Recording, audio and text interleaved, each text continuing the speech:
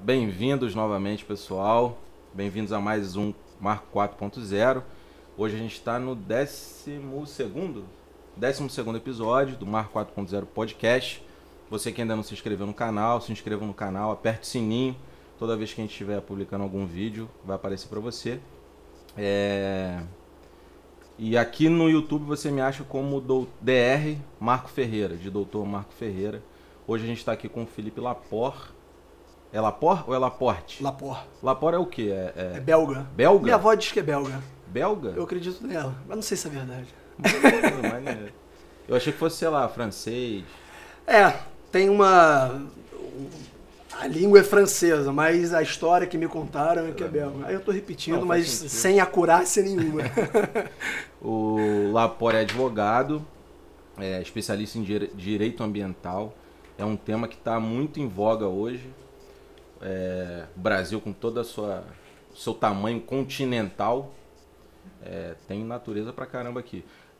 De início, quando o Juan me falou, pô, Lapor, especialista em direito ambiental, não sei o quê, a primeira coisa que veio na minha cabeça foi, pô, o cara defende a natureza, como é que é como é que foi a sua formação, assim? O que é um advogado especialista em direito ambiental? Marco, bom estar aqui. Bom estar te conhecendo. Vi o podcast do Rômulo, achei sensacional. É um cara acima da média. Pô, e quando duas pessoas inteligentes se unem, sempre dá um produto de muita qualidade. Agradecer também ao meu amigo Juan, Rodrigo e Thiaguinho. O Juan foi meu primeiro melhor amigo no colégio. E eu acho que eu fui dele também. Então a gente tem esse desígnio para tratar um ao outro. Então, assim, esse conceito de melhor amigo, eu devo a ele. Então eu promovi o encontro de dois melhores amigos. Sim, a gente já... Na pandemia a gente se encontrou, mas apenas virtualmente, para tratar de negócio. E aqui, depois do podcast, a gente vai almoçar e vai ter uma gama de assuntos infinitos aí, porque a admiração, o carinho vai ser para sempre. Tá? Vamos lá, vamos à sua pergunta. Você perguntou a respeito... Do direito ambiental. Como é que é a formação do advogado em direito ambiental? Perfeito. Como é que foi a sua formação até chegar lá? O direito ambiental, ele surge no Brasil para regular o acesso aos recursos naturais por parte do homem. Basicamente, é o Estado dizendo, olha, já deu, vamos criar leis para que o uso da água seja comedido, para que a supressão de vegetação seja atenuada, para que os resíduos sólidos tenham uma destinação final adequada e por aí vai. Então, esse é o surgimento do direito ambiental no Brasil. Minha formação como advogado da área ambiental, ela se deu por meio de um filme chamado A Civil Action, que aqui no Brasil traduziram como A Qualquer Preço. É a saga de um advogado, que ele é da área civil, e ele migra para a área ambiental, ele cai da área ambiental meio de paraquedas, porque ele pega um caso pro bono de uma comunidade que foi contaminada por água que havia resquícios industriais. Portanto, o filme, ele é a saga desse advogado, é um filme brilhante, recomendo a todos que gostam de filme de tribunal, é fascinante. O livro também só tem em inglês, mas ele é muito bacana, vale muito a pena. E quando eu vi esse livro, eu falei, pô, quero ser igual a esse cara. É mesmo? Quero ser igual a esse cara, eu estava no terceiro período da faculdade, ainda não tinha estagiado, e como é que o universo conspira. Lá no Mural da PUC, eu vi poucos dias depois de ver esse filme, estágio em direito ambiental. Aí eu falei, putz, será que é o universo querendo me dar alguma dica, alguma informação? Cara, captei, entrei na área e a minha área de maior especialização, desde na faculdade escrevo artigos acadêmicos a respeito, assessoro empresas, assessoro pessoas físicas, assessoro associações, instituições e, em resumo, é aqui que eu tô. Cara, o Brasil... Os nossos legisladores, eles têm essa preocupação de fato com o direito ambiental ou isso aí é caô? O famoso caô. Aqui no Rio a gente fala caô. Caô é mentira, assim. Estão lá enganando, fingindo que... Sabe por que eu tô perguntando? Porque eu vejo muito interesse do Estado em usar os recursos naturais. Isso é completamente válido. A gente precisa disso, né? Claro. Mas até que ponto vai eu quero usar... Mas eu preciso de certos limites. Como é que o Estado se dá limite em relação a isso? Sua pergunta é muito interessante. Se o legislador ele tem um genuíno interesse de tutelar o meio ambiente. A resposta para a sua pergunta Ele pegou minha pergunta. Era isso que eu queria dizer. Cara, eu não sei te dizer, mas cabe a nós, juristas e não juristas, interpretar o que vem do poder legislativo. Eu vou dar um exemplo. O primeiro Código Florestal, quando ele foi publicado, em 1934, as pessoas podem ter uma visão romântica de que ele veio para tutelar a biodiversidade. Não foi nada disso. O Código Florestal, ele veio com um Brasil se desenvolvendo, começando a sua caminhada industrial, num período da Era Vargas. O Brasil estava deixando de ser um país agrícola, com muita exportação de commodities, aquela polarização São Paulo-Belo Horizonte, para tentar ingressar num momento empresarial. Portanto, o Código Florestal ele surgiu para regularizar a supressão de vegetação nativa. Tá legal? Então, existem algumas leis que, de fato, visam tutelar o meio ambiente em contraprestação, por exemplo, para um particular. O particular ele pode ter um benefício se ele preservar a mata dele. Ao invés do Estado punir o particular por ele devastar uma parte da propriedade, ele faz o contrário.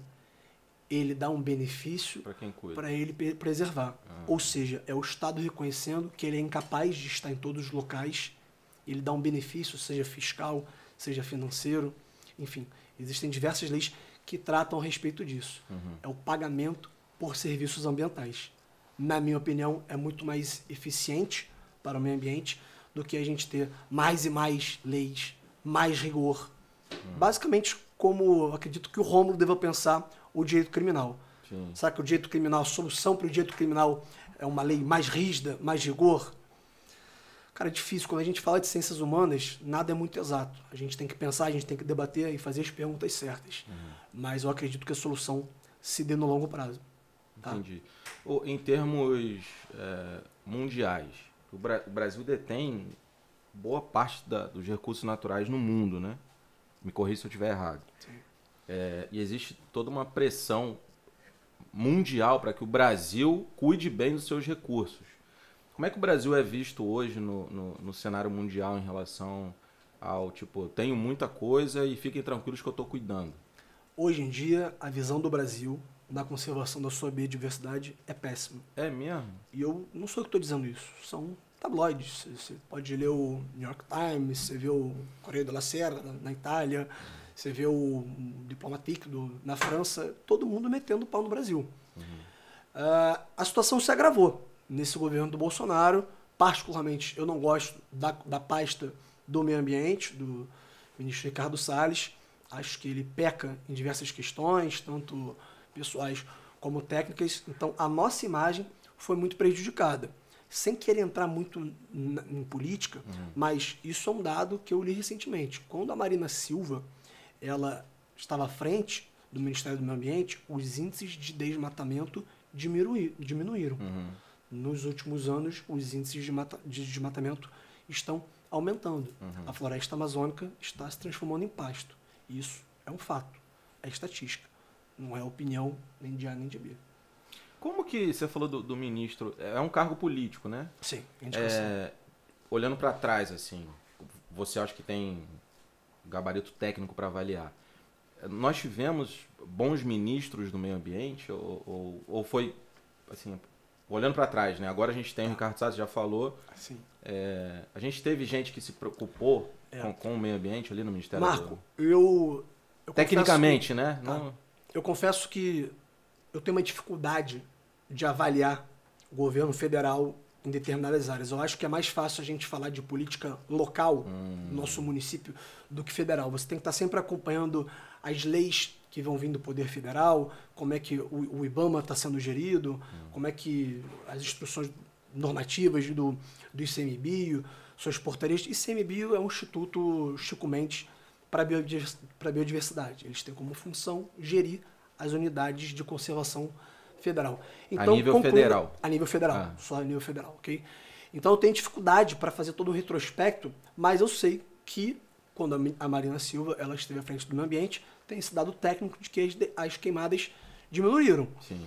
Então é muito complicado fazer uma análise de todos, mas assim, o Brasil ele precisa abrir os olhos para essa questão ainda maior. Porque a floresta nativa, ela vale muito mais em pé do que devastada. É mesmo? A riqueza da biodiversidade é incrível. Ela alimenta populações, ela pode servir de N negócios, tá? Quando a floresta ela é suprimida em prol da pecuária, que é a principal razão da devastação da Amazônia. Hoje é a principal, pecuária. Hoje é a principal, sem dúvida nenhuma, na Amazônia. Tá? Então existem, é muito rico, tanto da parte da fauna quanto da parte da flora. O que tem que haver é uma regulação e não uma proibição. Mais incentivo à pesquisa, mais incentivo à fiscalização, mais incentivo de leis que possam premiar as pessoas que conservam o meio ambiente. Na minha interpretação, é isso que é o desenvolvimento sustentável. É você aliar a parte ambiental, propriamente dita, a parte social e, evidentemente, a parte econômica. É um tripé. E você acha que culturalmente o brasileiro é um povo que cuida do meio ambiente? Culturalmente o brasileiro é um povo...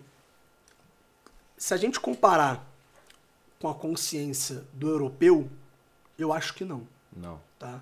Vou dar um exemplo dos resíduos sólidos. A questão da gente ter uma coleta seletiva em casa ainda resíduo é muito... Sólido resíduo sólido. Tudo que hoje pode eu tô com dificuldade para falar. Vou fazer mais um café ali. Café é muito bom. É o lixo que a gente... O que é o resíduo sólido? É qualquer descarte sólido. Então, sabe aquela música do Cazuza? Raspas e restos me interessam. Menor abandonado. Ele está falando de resíduo sólido. Resíduo sólido é tudo que você pode aproveitar em momento posterior. Quando a gente fala de lixo, o sinônimo para lixo é rejeito. Quando não tem mais nenhum aproveitamento econômico, aquilo ali vai ser incinerado, não vai ter mais utilidade alguma.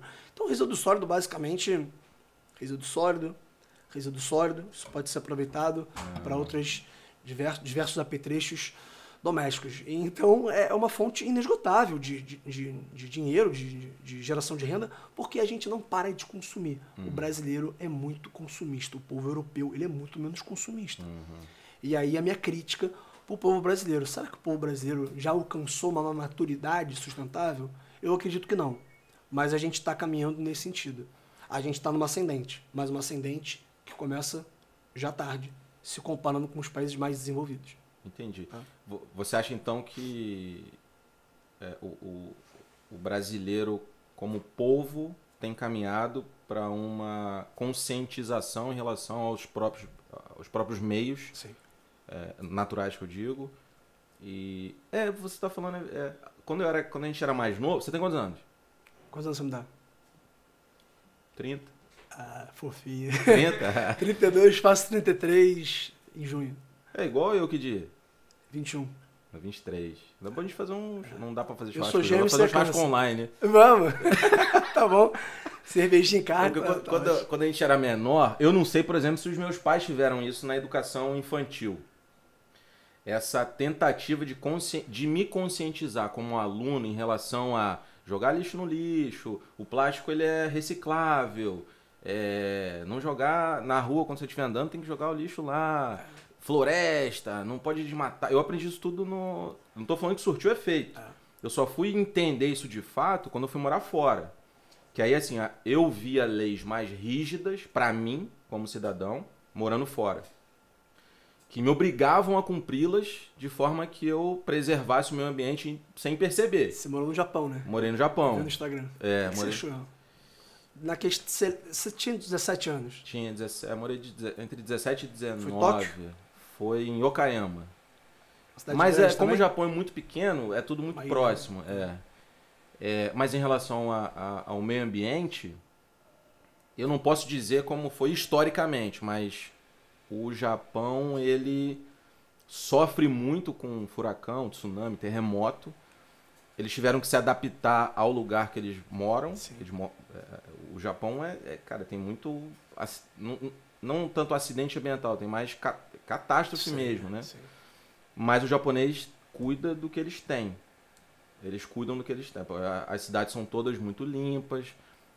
O que eles têm de natureza é muito bem preservado. O japonês olha para o país, eles entendem que, tipo assim, esse é o país que eu moro, eu preciso cuidar dele. Até porque recursos lá esgota rápido, né, cara? Não é igual o Brasil que tem um monte, o japonês tem essa consciência, assim. Ele pensa no longo prazo, né? Eu tenho Pensa, essa imagem do a japonês, cultura asiática, 30, 40 anos. Isso. A cultura asiática, ela pensa muito assim, na alimentação, no cultivo e etc. Óbvio que, por outro lado, tem indústria, tem outras coisas lá que eu não sei, aí eu não tenho como te dizer. A indústria no Japão respeita todas as regras, todas as leis, eles cuidam do meio ambiente? Não sei, imagino que sim. Mas o japonês como povo, ele olha para o país dele com cuidado, assim. Não sei se porque aprendeu lá atrás, ó, a gente tem que cuidar, senão isso aqui vai acabar. Perfeito. Aí eu já não vejo o Brasil desse jeito. Eu acho que a gente está aprendendo assim, a jogar lixo no lixo, a não jogar bituca de cigarro a gente aprendeu que isso tudo é reciclável, mas eu não vejo o brasileiro olhando pro país assim, esse é meu país, eu tenho que cuidar dele. Bacana que Marcos, você deu 2 exemplos de atitude local. Né? Jogar lixo no lixo, bituca de cigarro. E eu relembro um conceito um dos conceitos de ética, que ética é você ter uma atitude condizente com as suas crenças quando ninguém está olhando. A bituca de cigarro é um bom exemplo. Vou dar um exemplo também, é muito bacana, que eu tento praticar, eu vou praticar no meu dia a dia. A gente fundou um escritório, e o escritório ele fica a 10 minutos da minha casa, de carro. Mas também, se eu atravessar o canal de Marapendi, eu consigo ir de bicicleta. E eu vou dar o exemplo. Eu quero dar o exemplo como sócio da área ambiental. Eu vou agir localmente. Claro, vou deixar de utilizar o carro, ainda vou continuar utilizando o meu carro, mas de forma bem esporádica, mas eu quero reduzir. Se a gente pensar hoje que os veículos eles emitem uma quantidade enorme de dióxido de carbono na atmosfera, e eu estou tentando reduzir a minha parte, tentando reduzir um pouco o consumo de carne, enfim, não fico fazendo militância, mas eu tento fazer a sua parte. A minha parte. Eu tenho que dar um exemplo, tenho que saber o meu papel na sociedade. Eu tô pensando aqui, talvez, se eu estiver falando besteira, é que eu tô refletindo aqui. Alemanha, Japão, que são países, estou falando de países pequenos, certo, que eu conheci, e que são países desenvolvidos. Assim, pelo tamanho, por serem desenvolvidos, eu imagino que são países que os recursos acabaram, porque eles não sei se fizeram mau uso, ou acabaram por causa de guerra, enfim, mas acabaram, deu uma esgotada ali. E aí, eu não sei se o governo, eu não sei, mas culturalmente eles tiveram que aprender meio que na marra. Assim, ou vocês cuidam ou não vão ter mais. Eu imagino que tenha sido isso, entendeu? Como o Brasil tem demais, a gente meio que desdenha. Então acho que culturalmente, eu não estou falando que o japonês, o alemão, o americano eu não vou usar porque eu acho que não cabe esse exemplo. Acho que eles tiveram que aprender talvez da pior forma. Hoje talvez sejam exemplos, mas porque erraram ou tiveram perdas lá atrás, coisa que eu acho que não aconteceu aqui ainda. Acho que o fator guerra foi muito... Você citou 2 países interessantes. O fator guerra foi muito decisivo para a Alemanha, que é um estado novo. Por que é um estado novo? Porque antes da Alemanha tinha a Prússia. Sim. Então, no século XIX, teve a unificação tanto da Itália quanto da Alemanha, uma região complicada para você plantar, para ter agricultura. Itália foi invadida, a Alemanha foi invadida. Antes da unificação alemã e italiana, tiveram diversas guerras, eram diversos povos ali, bávaros na Alemanha, o povo florentino, o povo de Gênova na Itália, o povo de Sorrento, enfim, e era guerra para tudo quanto é lado. O Brasil não teve guerra aqui no Brasil nos últimos 200 anos. Teve a guerra de Canudos. Uma guerra pequena, assim, mas ínfima, não foi uma guerra... Não lembro do Brasil ter sido... Nunca se envolveu com guerra. Acho que a guerra do... Não sei, preciso de um historiador, mas acho que a guerra do Paraguai... Não teve nenhum Paraguai que entrou aqui, não. Acho que só foi lá mesmo. Essa questão da pecuária versus Amazônia. Você falou que hoje o desmatamento ele é feito em grande parte por conta da pecuária, agronegócio e tudo mais. E o Brasil, mas as pessoas ficaram meio divididas. Assim, uns defendem que tem que matar, tem que desmatar e a gente tem que crescer e a pecuária tem que acontecer. Válido, porque todo mundo tem que comer e tudo mais. Mas por outro lado tem quem defenda que a Amazônia tem que ficar de pé, ela é mais valiosa de pé. Então toda a história tem 2 lados, né? Perfeito. Como que você vê, você como advogado, como é que você vê essa questão? Tá. Vou dar minha opinião pessoal, Porque como advogado, eu posso estar tanto advogando para aquela família que fez um desmatamento legal, tá legal? Ou posso estar advogando para uma ONG ambiental que deseja mover uma ação civil pública contra uma empresa ou contra um infrator da lei. Eu acredito que o caminho sejam dois, sejam por meio de políticas públicas, ok? E um incentivo da área privada para determinadas questões. Parcerias público-privadas também é algo muito interessante. É o governo trabalhando em conjunto com a área privada. E eu vi uma frase recentemente muito interessante, que é: eu não posso julgar determinada dor se eu não estou sentindo. Então, quando a gente estava batendo papo aqui em off, como é que a gente vai julgar o pecuarista lá do Acre, que tem 12 filhos e precisa da sua subsistência, precisa criar os seus gados, precisa transformar aquela área de floresta em pasto, e ele não tem instrução? Deve haver um equilíbrio. A gente tem que ter mais empatia, a gente tem que buscar mais informação. Na verdade, a gente tem até que ter um detox de informação, né? Que a gente é bombardeado sempre de informação, aí vem as fake news. Mas se o tema te interessa, e as questões ambientais me interessam, eu tento sempre ver os dois lados.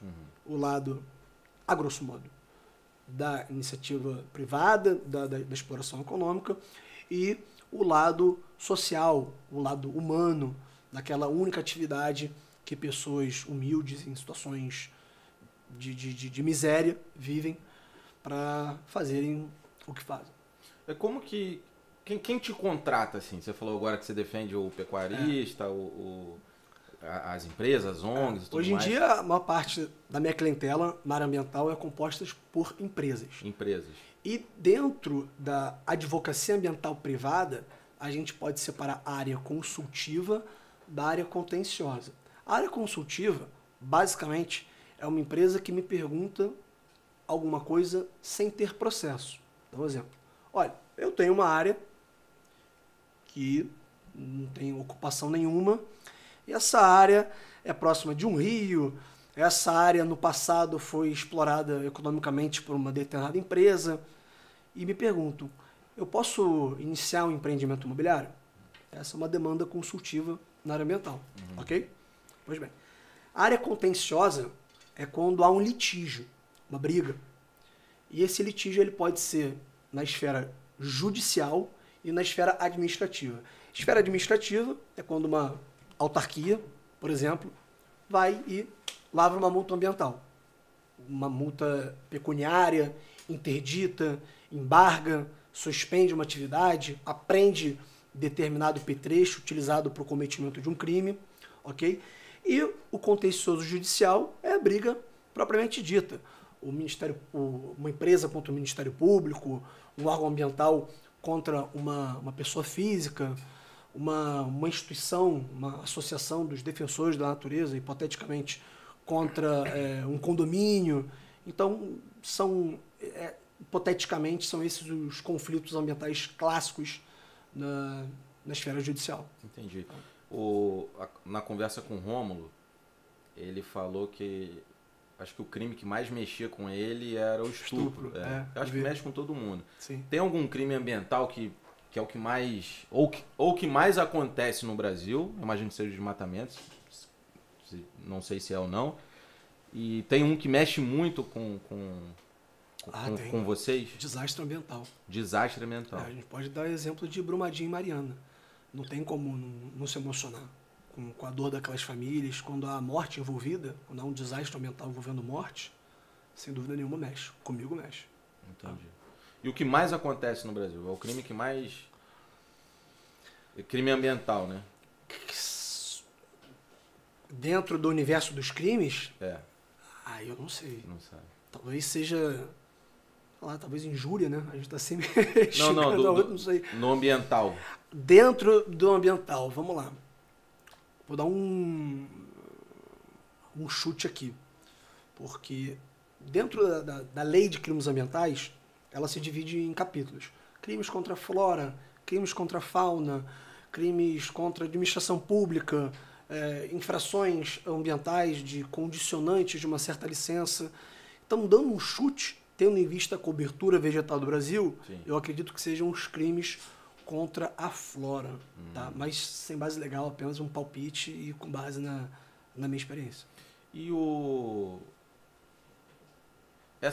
não sei se é da tua parte essa. Mas essas invasões, por exemplo, do movimento sem terra. Eu tenho uma fazenda, os caras vão lá, se apropriam, né? Eu acho que o termo certo é esse, não sei. Pode ser. Invadem lá e aqui é nosso agora, porque não estão usando e tudo mais.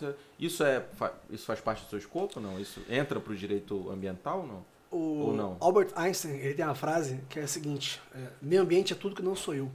Então, isso se relaciona com o direito ambiental porque a gente está tratando de uma propriedade privada e se o MST invadiu, geralmente o MST ele invade as terras improdutivas, tá? E Tem aí, donos, mas são improdutivos.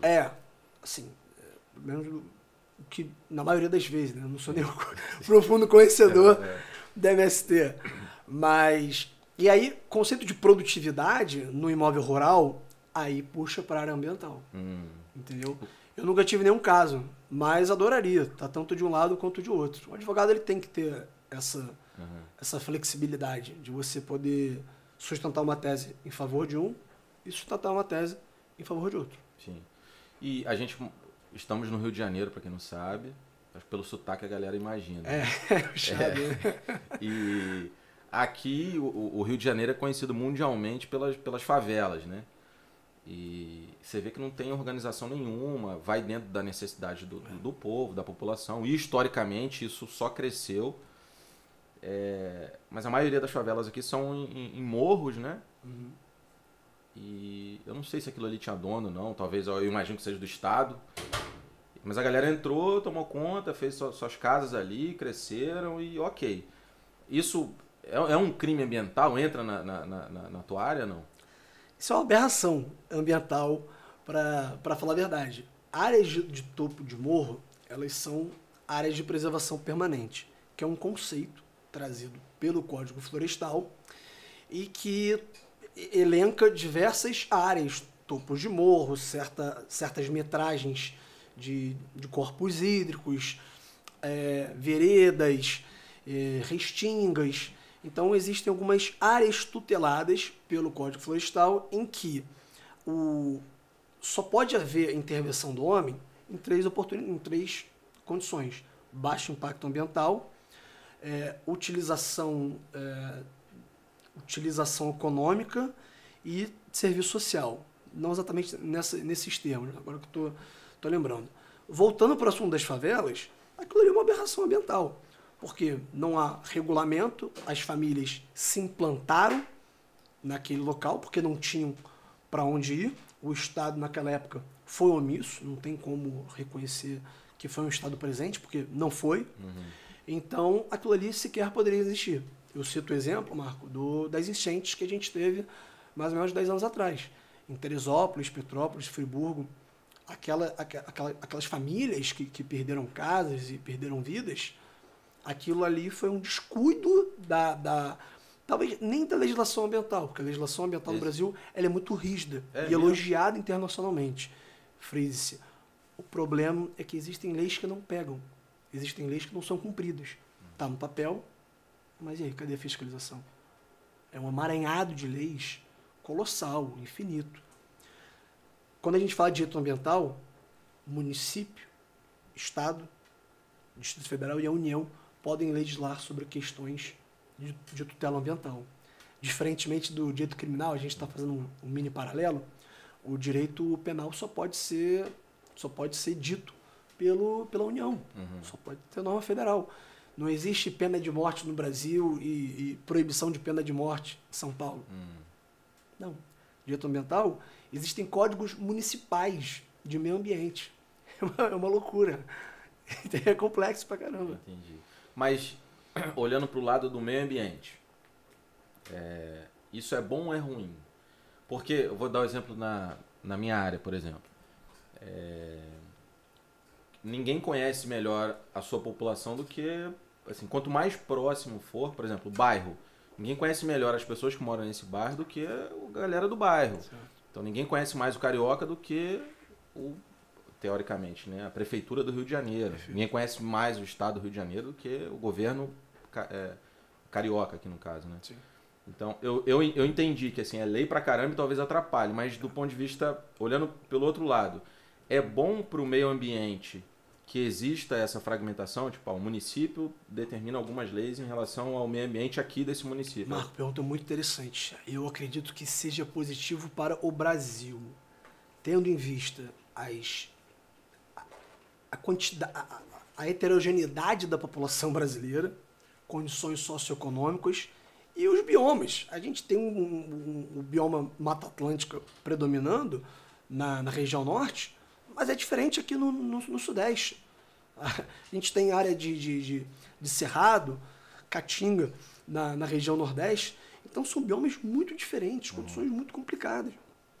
Talvez se a gente pegar, por exemplo, a Holanda, que é um país pequenininho, Amsterdã foi eleito a capital mais sustentável na União Europeia, seja mais fácil só ter um regramento, somente o Estado federal pode legislar sobre questões ambientais, porque é muito pequeno. É um estado aqui. Então o federalismo no Brasil, essa autonomia dos estados, essa autonomia dos municípios, é necessário, porque senão você comete muita injustiça, sabe? Isso acontece na medicina também. As leis em relação à saúde, ela também é fragmentada. Tem o degrau federal, o degrau de baixo é o estado, o degrau de baixo é o município. Justamente por isso, quem está mais próximo é quem conhece as dores daquela população. Mas em relação à remuneração, por exemplo? Também muda. Tá. Também muda. Cada um no seu quadrado. Obviamente que as leis federais é pro Brasil todo. Entendi. Mas E é bem-vindo isso, né? Pra gente é melhor. É melhor, porque são populações diferentes dentro de um país gigante. Claro. Então é melhor que o município. Porque aí o olho fica mais perto de quem precisa da saúde, entendeu? Porque a necessidade de saúde aqui no Rio de Janeiro é diferente de quem mora no Acre. Sim. E é diferente de quem mora no interior do Rio Grande do Sul. Então, quanto mais próximo as leis estiverem daquela população, melhor, teoricamente. O problema é que ninguém fiscaliza, às vezes não funciona, enfim. Total. Você usou o exemplo da Holanda e você comentou antes que talvez a utilização de bicicleta seja uma boa. Eu entendo que em países na Europa, a Holanda é um grande exemplo. As pessoas andam de bicicleta, assim, é muito comum. Você andar de bicicleta, você utilizar o metrô.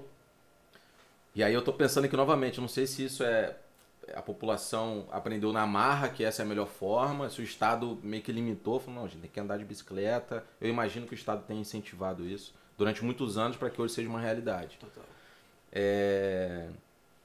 Mas assim, no nosso dia a dia, você enxergando as letras da lei e vendo a população, a gente, né?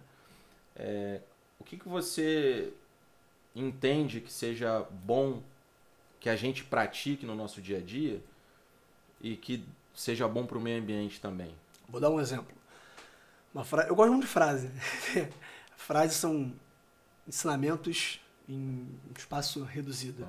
E eu escutei, que eu acho que foi do Mangabeira Unger, ex-ministro, que ele disse que um país de sucesso é aquele que o rico, o abastado financeiramente, utiliza o transporte público.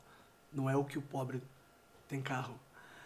Cara, isso faz sentido porque eu vi alguns anos atrás que certos ministros na Suécia, na Islândia, na Finlândia, na Noruega, qualquer país nórdico desse, tem um IDH altíssimo, que os ministros utilizam transporte público para poder dar o exemplo.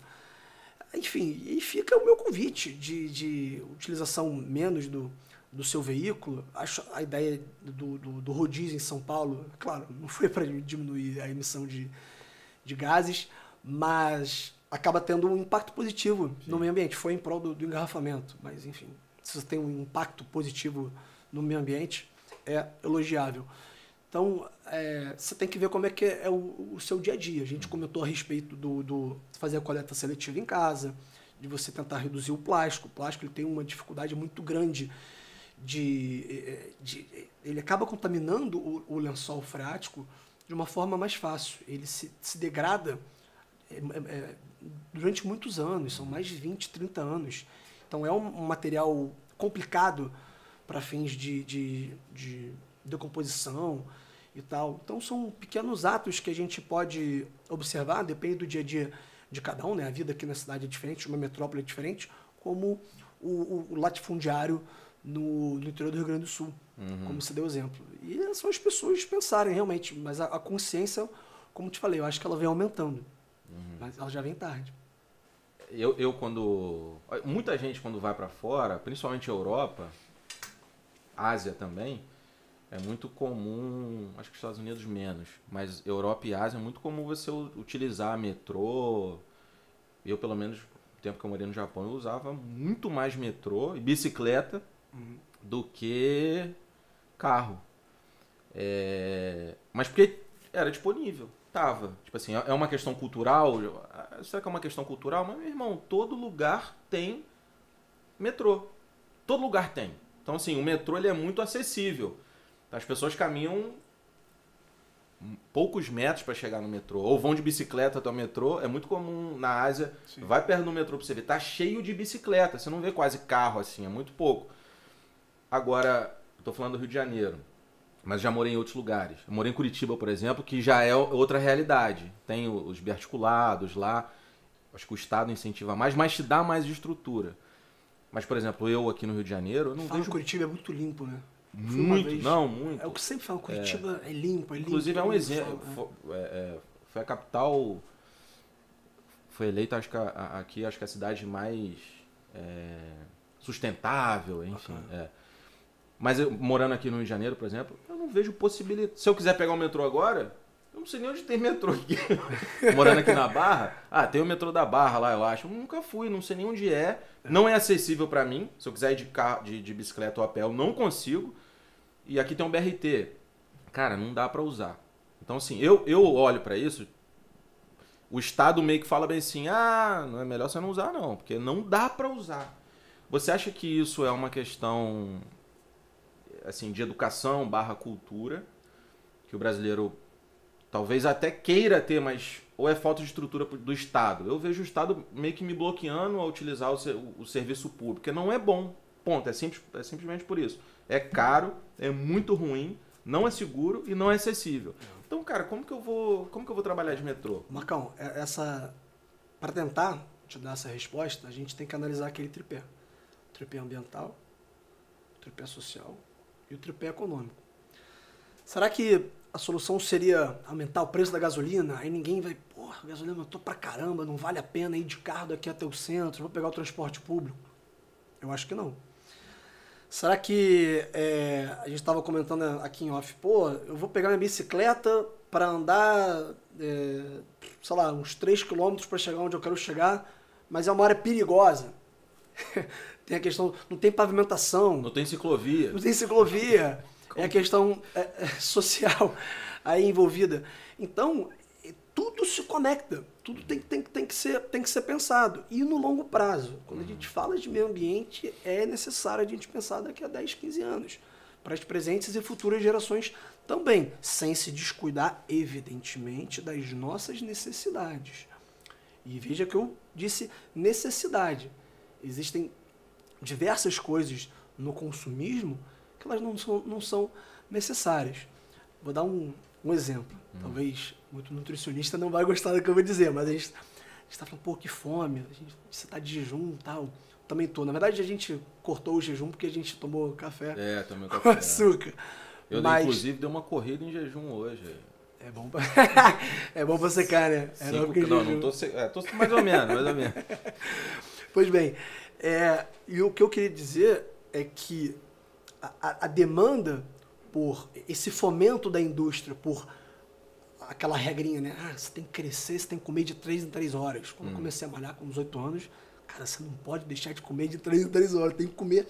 Isso é muito novo na história da humanidade. A gente nunca teve tanta demanda de alimento assim. E agora vem essa ideia do jejum. Peraí, não é bem assim. Basta você comer, fazer 2 boas refeições. O que eu tenho feito, por exemplo, hoje em dia, e tem funcionado bem para o meu organismo. Eu tenho almoçado e jantado e tem dado certo.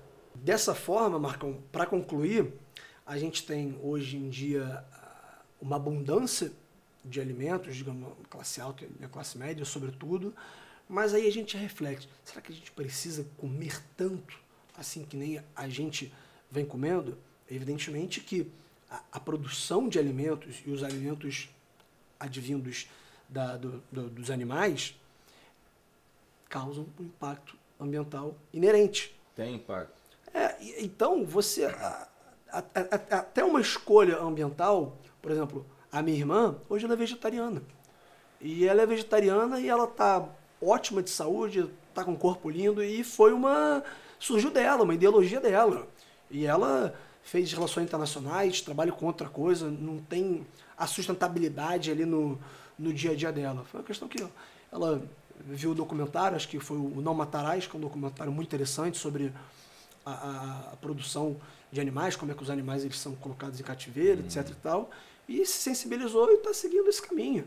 Não estou dizendo que é o certo a seguir, mas a gente tem que respeitar as pessoas que pensam dessa forma, pessoas também que querem comer de 3 em 3 horas, tudo bem, mas aí a gente entra naquilo, né, de tentar reduzir o consumismo em prol de um ganho ambiental. Eu ia te fazer essa pergunta, porque eu acho que é a dúvida de muita gente.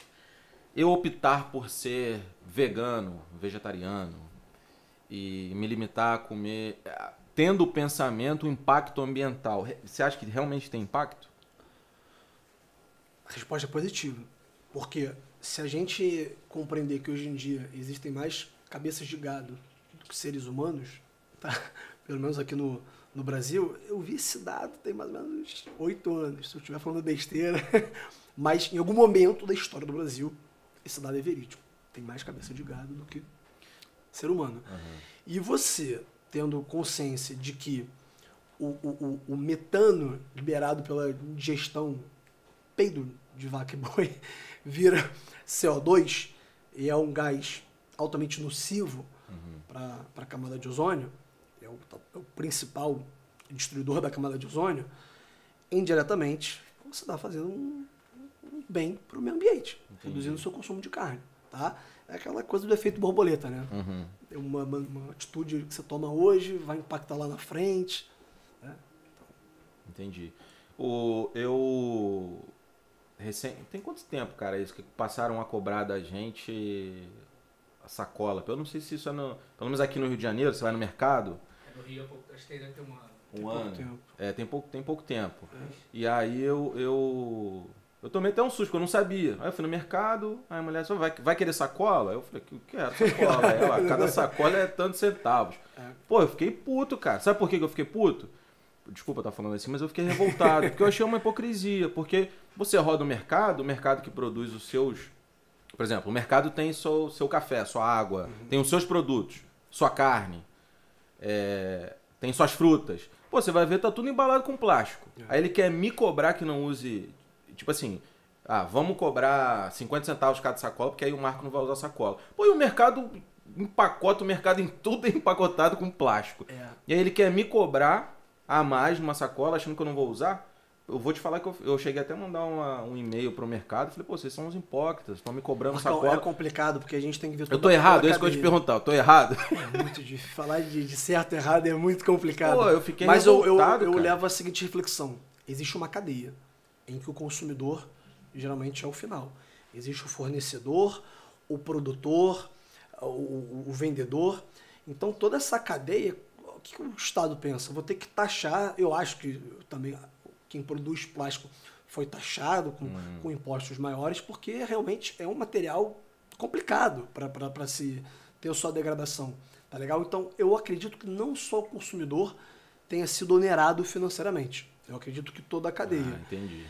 E talvez, né, dói no bolso? Pouco, dói. É justo? É tão subjetivo, né? Não sei, tô pensando alto aqui. A gente tem muito mais pergunta do que resposta. Mas sabe por que eu fiquei chateado? Fiquei revoltado, cara. Fiquei mesmo, eu confesso, fiquei revoltado. Porque se eu entro no mercado e vejo tudo, assim, os produtos do próprio mercado, embalados com papel, produto reciclável, produto orgânico, eu ia respeitar.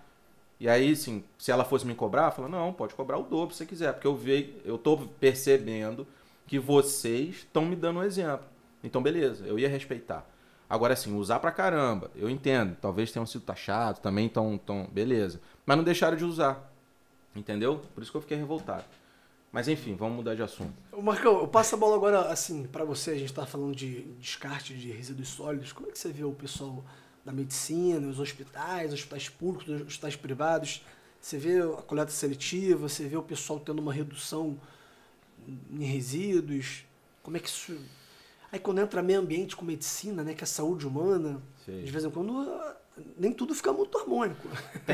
Existe um cuidado em relação ao descarte, porque muito material ali é material infectante. Perfeito. Então, os hospitais que eu trabalho são hospitais privados, mas os hospitais em geral, você vai ver...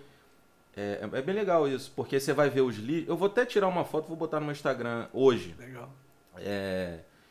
Você vê os lixos, a tampa dos lixos, tem lá o que você pode descartar. E as pessoas respeitam. Porque, por exemplo, eu posso descartar uma seringa e uma agulha com sangue em qualquer lixo? Não posso.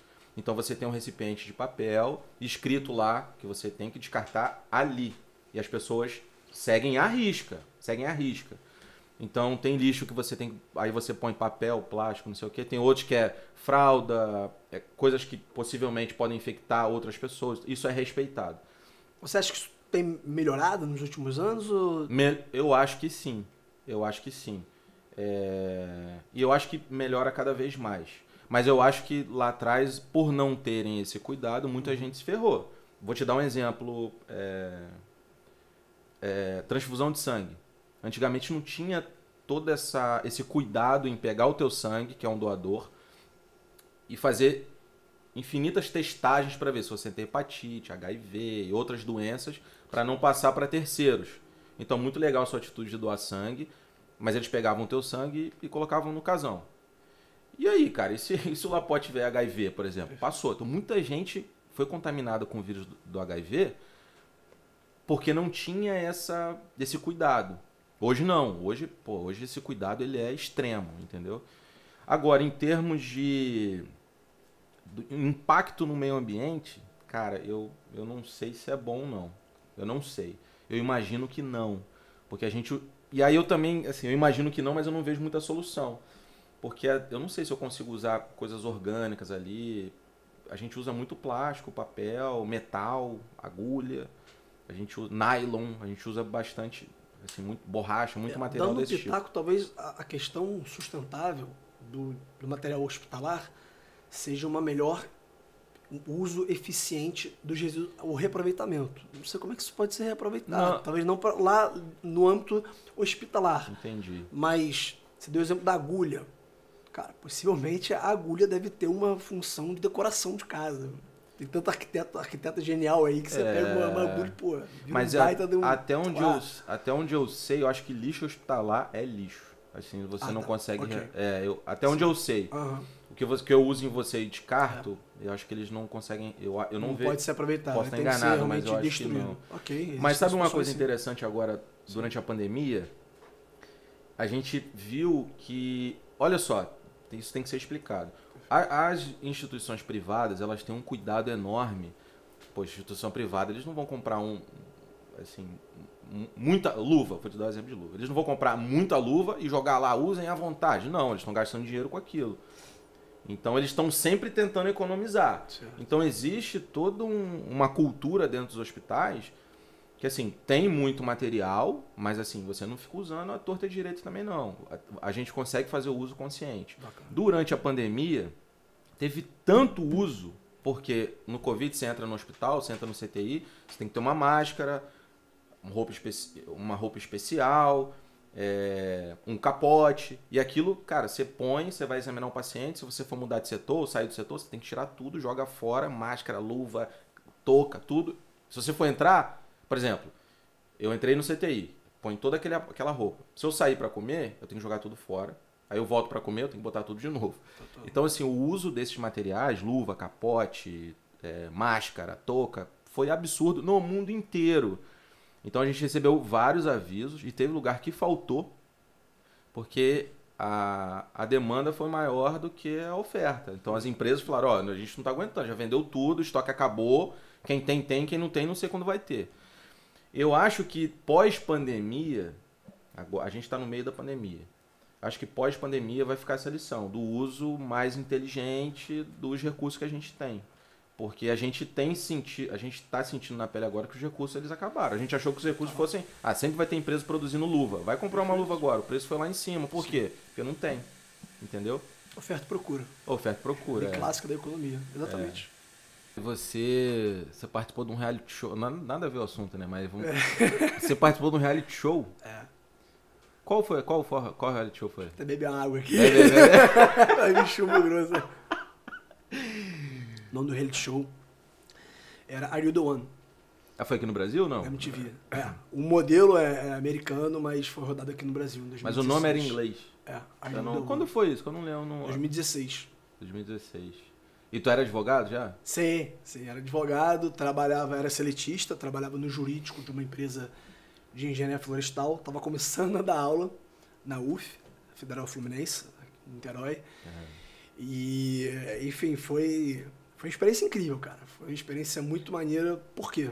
Eu sempre digo isso. Como que foi essa? Como que foi? Você pode falar como que você foi selecionado? Como é que foi? Tranquilo. Me acharam no Facebook. Eu não tinha nem Instagram na época. E aí veio um cara... Do nada? Do nada. Eu tava trabalhando, eu lembro desse dia. Tava chovendo, quarta-feira, aí veio um cara, mandou uma mensagem no Facebook. Oi, tudo bem? Gostei do seu perfil e tal. Posso te mandar um questionário para entrar num programa? E eu já conheci esse programa porque eu tinha um camarada de PUC, ele fazia comunicação, e ele fez a primeira temporada. Eu entrei na segunda. E aí eu vi uma coisa ou outra dele e tal, achei, sei lá, divertido, mas não sou muito de ver televisão, mas sabia o que era. E eu tava no momento ocioso, já final do dia, aí tinha um questionário grandão, perguntando várias coisas íntimas e tal. E eu sempre gostei muito de persuadir, de vender. Eu falei, cara, o seguinte, vou tentar entrar nessa porra para... Aí depois, se eu entrar, eu vou pensar se eu vou, de fato, dropar a ideia. E aí as fases foram passando, entrevista com a psicóloga, eu falei, agora que eu vou rodar. Aí eu fui passando as fases, entrevista com o diretor da MTV, perguntando, e aí eles selecionaram 10 homens, 10 mulheres, cada um com um estereótipo, e aí viram em mim um certo estereótipo, e foi uma experiência incrível, cara. Por quê? Primeiro de tudo, que eu tirei 9 amigos. Os homens ficaram muito amigos. E hoje, assim, eu vou para São Paulo no início de junho. Vou ficar na casa de um amigo que eu conheci no programa. Eu vou para a Indonésia em agosto. Vou estar com um amigão meu que eu conheci no programa. Tem um amigão que mora perto de mim. E, enfim, e o bacana é que eles conseguiram enxergar também o meu lado profissional. Hoje em dia eu advogo tanto para eles, para as famílias deles, e também para as meninas. E onde foi? O programa ele foi no Joá, perto da... aqui? Sei lá, 15 minutos da minha casa. Mas a gente foi confinado, né? Foram 32 dias que eu não acessei celular, não tive contato com internet, e tudo real, cara. Nada armado, tudo 2016 real. Já tinha Instagram já, não? Tinha, mas ele tava começando, aquela época do Snapchat, eu nem tinha Snapchat, por exemplo. E como que foi ficar confinado 32 dias? Pegando uma carona do que você vem postando nas suas redes sociais, no YouTube, eu me preparei mentalmente para isso. Sério? Sempre... Mas por orientação deles ou sua mesmo? Você já não, imaginou? Porque sempre acreditei na força mental de me comunicar comigo mesmo, de estar produzindo boas vibrações, e foi tranquilo para mim. Tanto a parte de confinamento com o pessoal, com os 32 dias, quanto os 2 dias que a gente fica isolado no hotel, 48 horas tem que ficar, sem televisão nem nada. Levei alguns livros, aí fiquei de boa. Antes de entrar? Então eles meio que te tiram do mundo 2 dias ali para te colocar dentro da casa. E aquele nervosismo, né? Você não sabe com quem que você vai interagir. Não sozinho? Sabe... Ficou 2 dias sozinho? 2 dias no hotel. E aí teve também a parte financeira, que foi muito bacana. Foram 32 dias que eu não gastei nada, deram todo barato, né? Comida, bebida, liberado. E o prêmio final foi de 25 mil, porque o objetivo do programa é formar pares perfeitos. E a ideia é ou todo mundo ganha ou ninguém ganha. E aí ao final do programa, todos os casais ditos como ideais, os match, foram desenvolvidos e todo mundo saiu feliz. Todo mundo saiu namorando, então. Não, eu disse que a parte financeira foi agradável. Na verdade... Não, mas você não entendeu isso? Não entendeu. Formou um casal perfeito. Eram 10 homens e 10 mulheres. Eu saí acompanhado, mas eu não saí namorando. Eu saí amarradão, uma menina de São Paulo, mas teve um casal que saiu namorando. Ah, entendi. E era tipo... Mas era eliminação, assim, tipo Big Brother, não? Tinha eliminação quando havia o par perfeito. E aí no final do programa tinha a cabine da verdade. E aí se fosse o par perfeito, designado antes pela produção, você saía da casa e ia pra uma lua de mel. Ia ficar só você e o seu par perfeito. Entendeu? E todo final de programa, era um programa de 1 hora. Todo final do programa terminava com essa cabine da verdade, que a gente tinha que escolher. Pô, vai o Marco dos homens e vai a Maria. Aí vão lá pra cabine da verdade. Par perfeito? Você sai. Não é par perfeito? Volta. Entendeu? Aí tem que então vocês tinham... Dava pra fazer uma matemática e tentar entender quem era. Obviamente que não fiz nada, porque matemática sempre foi meu calcanhar de Aquiles, menor noção. Eu tava acho vendo que um dia após o outro, vida louca, massa, curtindo o pessoal. Tava confiante no universo que ia dar tudo certo e deu. Pô, maneiro. O público gosta. Lá dentro você não tem ideia se o público tá gostando, não tá gostando. Menor ideia. Não dá pra ter. Diferente do Big Brother, foram 32 dias e o que vai pro ar são apenas 10 horas. Cada programa tinha 1 hora, 10 episódios. E aí você não sabia o que estavam cortando. Será que estão pegando uma parte engraçada? Será que estão pegando uma besteira que eu falei? Mas será que vocês é uma parada preocupam cult que eu falei? Mas lá dentro existe essa preocupação? Vocês se preocupam? Não, eu me preocupei. Quando eu entrei, eu falei que eu tinha muito claro, ainda para mim, que o meu propósito é a advocacia. Sou muito feliz como advogado, muito feliz como professor.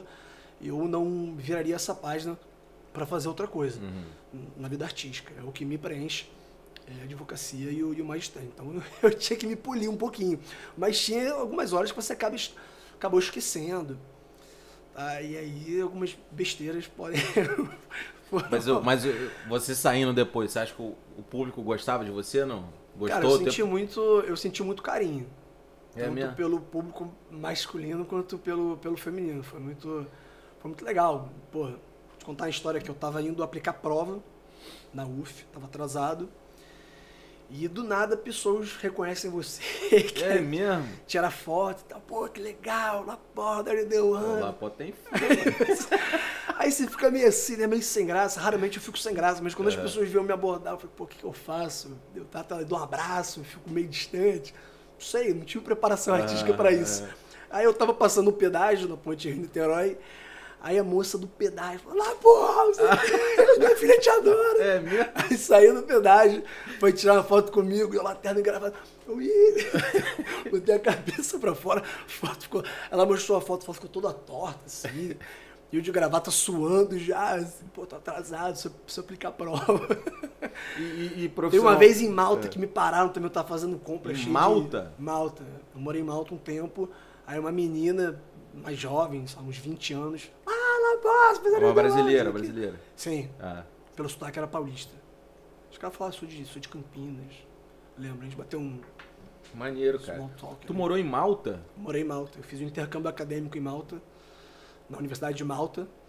E foi muito bacana. Caraca, maneiro, cara. Baita Ficou quanto tempo? Fiquei... Em Malta eu fiquei 90 dias, mas eu todo na Europa, dei uns passeios, acabei ficando 110, deu pra conhecer legal.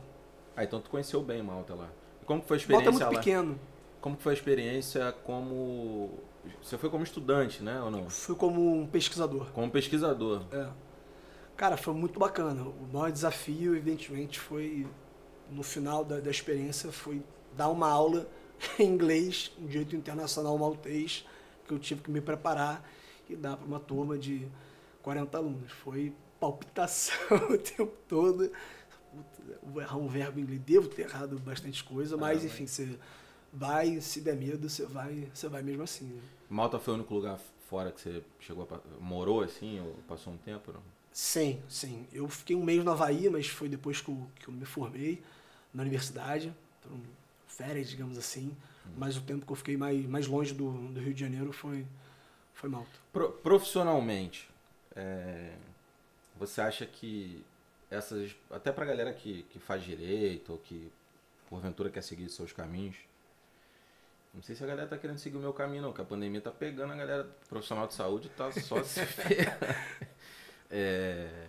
Mas essas experiências, viagens, a sua experiência num reality show, isso mais ajuda e atrapalha, ou mais ajuda, ou só ajuda a sua pessoa como profissional? Como pessoa, eu acho que ajuda muito, mas como profissional. Pois é, enriquece demais, Marcão. Enriquece. Quando eu pensei, falei, eu tive o total aval dos meus chefes, eles falaram, você quer ir, você vai. Você se garante? Tá a fim de correr o risco, o que vai vir depois? Eu não sabia o que ia vir depois, tinha uma tremenda uma interrogação. Sim. Pô, a gente não sabe o que vai acontecer, cara.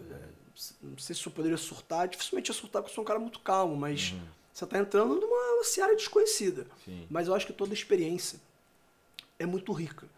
Sobretudo, eu tenho para mim que minhas prioridades de investimento, a minha grana, são conhecer pessoas, experiência de vida e habilidades.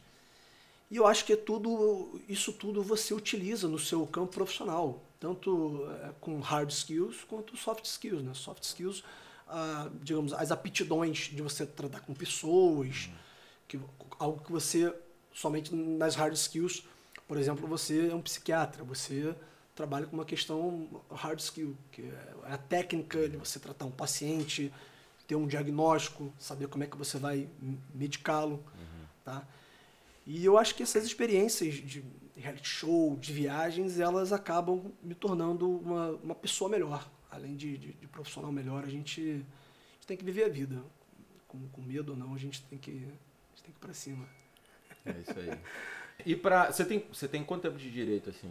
Eu me formei em 2012. Ano que vem, 10 anos. 10 anos. Como que vocês no direito... Porque direito, medicina, talvez a teologia... Talvez não. São 3 áreas... Assim, estou falando de formação acadêmica...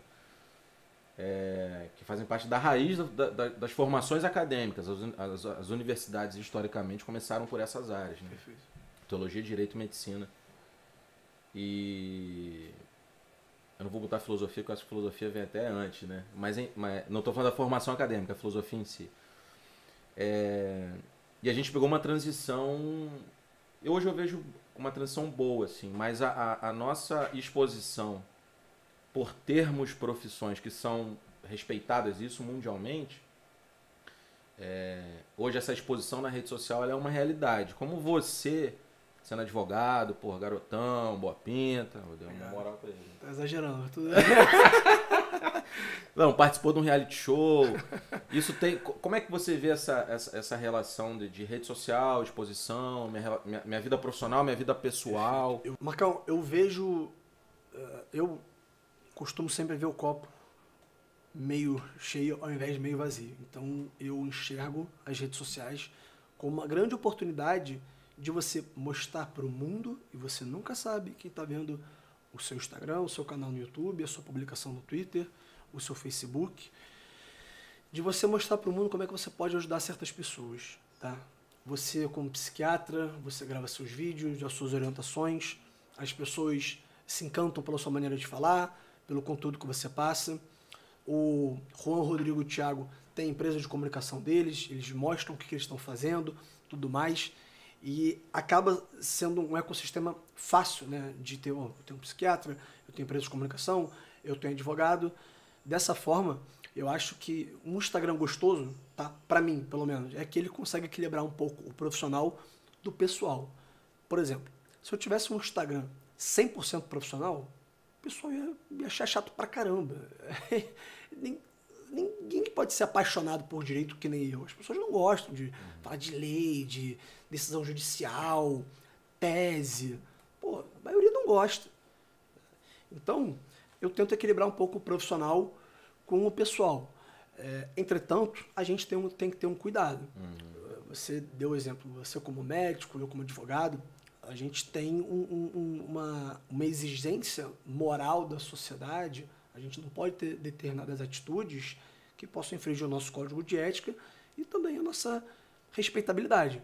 Então, todo bônus vem acompanhado de um ônus. Então, concluindo, eu acho que é uma oportunidade, mas a gente tem que ter um certo cuidado para o que vai postar, para o que vai falar, né? Uma coisa, Padre Antônio Vieira, as palavras são como estrelas, né? Estrelas nascem e morrem. Se você publicou ali alguma coisa errada, equivocada, basta um print para sua carreira ir pro beleléu. A ideia do canal é aqui no YouTube, né? No Instagram eu coloco várias coisas também das entrevistas que eu faço, que a gente faz, né? Mas a ideia é realmente pegar essas discussões, que não são tão técnicas, né? Mas são mais curiosidades. Eu falo que eu sou o primeiro e maior beneficiado de início do meus podcasts, porque eu saio, todo episódio eu saio um pouquinho mais inteligente, eu entendo um pouquinho mais de determinados assuntos, quebro vários paradigmas. E a gente imaginou que se isso acontece comigo, porque não pode acontecer com quem está ali do outro lado da tela assistindo. Esse é o principal interesse, esse é o objetivo. Falando nisso, você tá escrevendo um livro, é isso? Não? Estou escrevendo um livro, sempre gostei muito de ler, desde muito novo, meus pais sempre fomentaram essa prática. Estou escrevendo 2, na verdade. Estou produzindo a minha dissertação de mestrado para um formato mais comercial, devo publicar ao longo do segundo semestre, e estou escrevendo um romance que eu vivi no passado, com uma holandesa. Falei da Holanda, conheci um pouco mais a Holanda por meio dela, e a gente se encontrou em algumas cidades da Europa, a gente se conheceu numa situação bem típica, né? Situação de festa, tal, Ibiza, e a gente foi se encontrando em algumas cidades da Europa, e eu falei, cara, acho que essa história talvez é mais um preenchimento meu, sabe? Sempre quis escrever um livro. Um livro jurídico vai ter uma parcela muito pequena de pessoas que vão ler. Então está sendo um exercício muito bacana, que eu tenho recordado certas coisas, você acaba se emocionando com certas questões, você acaba rindo, você acaba, nessa nossa trajetória, eu falo de diversas pessoas que fizeram parte, então sempre falo bem dessas pessoas, e acaba sendo um ganha-ganha-ganha. Eu ganho porque sempre foi um sonho escrever um livro, ainda mais uma história que eu vivi. Um ganha para ela, se ela não fala nada de português, mas se ela traduzir ali, ela vai ver, e ela não sabe. Ela também não vai entender nada. Porque mas ela vai conhecer a tua visão da história. Ela vai ver a minha visão da história. Talvez eu divirta algumas pessoas, porque tem algumas situações engraçadas. Talvez eu sensibilize certas pessoas. E eu tenho um propósito muito, muito íntimo de que, se, sei lá, eu puder incentivar as pessoas a escreverem as suas próprias histórias, eu vou ter atingido o meu objetivo. Infelizmente, a gente lê pouco, escreve menos ainda, e toda pessoa é um livro infinito. Toda vida merece um livro. Uma frase do Mário Vargas. Tem nome o livro? Não? Ainda não. Por enquanto, vou manter no sigilo, porque eu já dei um spoiler aqui. Tá. Mas a ideia vai se publicar pela Amazon. Hoje em dia, a publicação de livro pela Amazon é muito fácil. É mesmo? Fácil porque você não tem absolutamente custo nenhum. Você deixa a parcela de royalties para eles. Até R$30 você tem 70% de royalties para você e 30% para eles. E aí a divulgação ela pode ser infinita. E a minha ideia é fazer pequenos vídeos de 1 minuto e meio, mais ou menos como você faz, explicando certas questões. Aquela vez em Amsterdã, aquela vez na Sicília, aquela vez no Rio de Janeiro. E evidentemente, como o livro tem partes polêmicas, né, que eu não quero misturar na parte profissional e pessoal, eu vou escrever sob um pseudônimo. As pessoas vão saber que sou eu, porque eu vou divulgar nas minhas redes sociais, beleza. Mas eu vou tentar me blindar um pouco, sabe, para não confundir, né? Sim. Já escrevi um livro em coautoria agora, que eu escrevi um artigo com outros autores sobre direito ambiental, vou publicar o meu próprio. E quero ter esse lado. Acho que as pessoas têm que ter essa versatilidade. Elas podem ser quem elas quiserem, e eu quero entrar nessa área da escrita, porque me preenche bastante. E tomara que eu gere alegria para quem for ler. Maneiro. Incentivo, né? Quem sabe, não sei. Maneiro. Cara, eu quero te dar... Inclusive, isso aqui foi indicação do Rômulo. ele fez um comentário desse livro que chama Elite do Atraso. Tá pegando aí, Thiaguinho? Queria te presentear. Que isso. Prazer, obrigado, cara, por Eu que agradeço. ter vindo aí. Literatura que eu gosto. Obrigado pelo papo. A galera às vezes não... Pô, Marco, você é médico, agora trabalhando com psiquiatria, pô, tu vai entrevistar um advogado, trabalha com direito ambiental. Pô, é o que eu tô te falando, cara. A gente toca em tanto assunto que é do dia a dia e que é do interesse do nosso país, que eu acho que eu não tô perdendo tempo, que eu tô ganhando tempo, tô ganhando conhecimento, a gente tá ampliando esse conhecimento para todo mundo. E como eu falei, cara, eu saio de toda a conversa, eu saio um pouquinho mais inteligente, entendendo mais as coisas. E as pessoas fascinantes são as mais curiosas, aquelas que realmente não se limitam. Você sempre quer conhecer um pouco de tudo, você quer conhecer um pouco como é que o cara pensa, como é que ele trabalha, quais são os sonhos, os propósitos. Eu também, assim como você, eu gosto muito de bater papo, cara, adoro estar com pessoas, isso aqui é muito rico.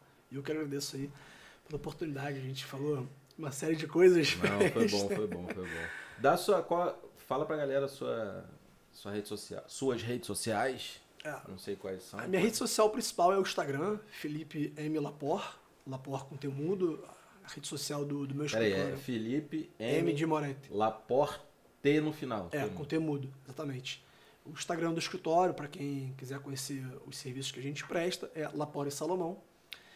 Canal no YouTube, assim que o nosso escritório ficar pronto, a gente também pretende entrar com um canal no YouTube e fazer entrevistas com empresários para conhecer as dores deles. Nada muito jurídico. A gente quer falar sobre empreendedorismo, soft skills, hard skills, o que certo empresário tem de bom, o que ele pode melhorar, qual é a dor do segmento dele, como é que ele vê o mercado dele.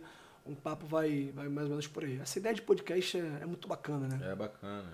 É muito legal. Tanto entrevistar como ser entrevistado. Eu acho maneiro pra muito caramba. Não é porque eu tenho, não. É porque eu sou um consumidor, Sim. eu sou fanático, assim. Eu gosto muito de livro, mas... O que você tem escutado de podcast hoje?